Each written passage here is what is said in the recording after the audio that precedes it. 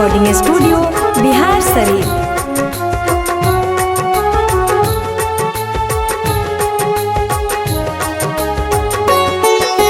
माई हो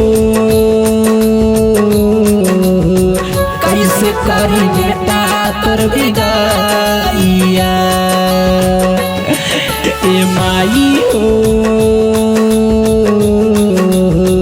कैसे करी बेटा तोर विदाइया। 90 दिन ले आइलू फिर चली जाइबू छोड़ी के तू बेटा के नगरिया। ए माई हो कैसे एते हो गेलू निरदाइया। ए माई हो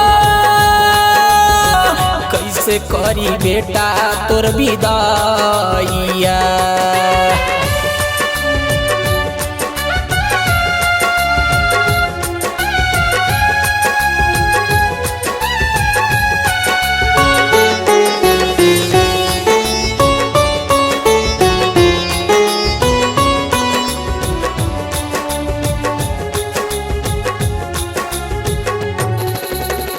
अचारा के सुख माई तोहरे से मिलेला, ना जाने ही दिल तोरा बिन काहे न लागेला।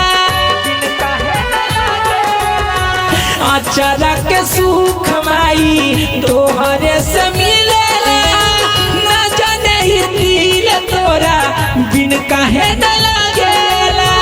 कबने गलतिया हो गेलो फेरलू ना एको बेर नजरिया। ए माई हो कैसे सही बेटा तोर दरदिया। ए माई हो कैसे करी बेटा तोर विदाइया।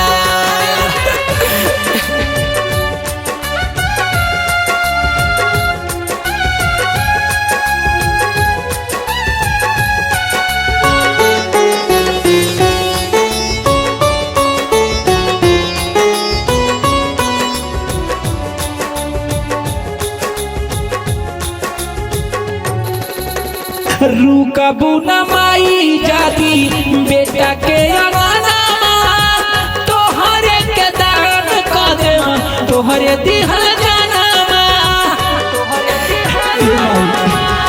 रुकबू न माई जादी बेटा के अगाना, तोहरे के दान कर दे तोहरे दिहल जाना। सोनुआ पवनवा गई तोर भजनामा करहा को तोरा से गोहरिया। ए माई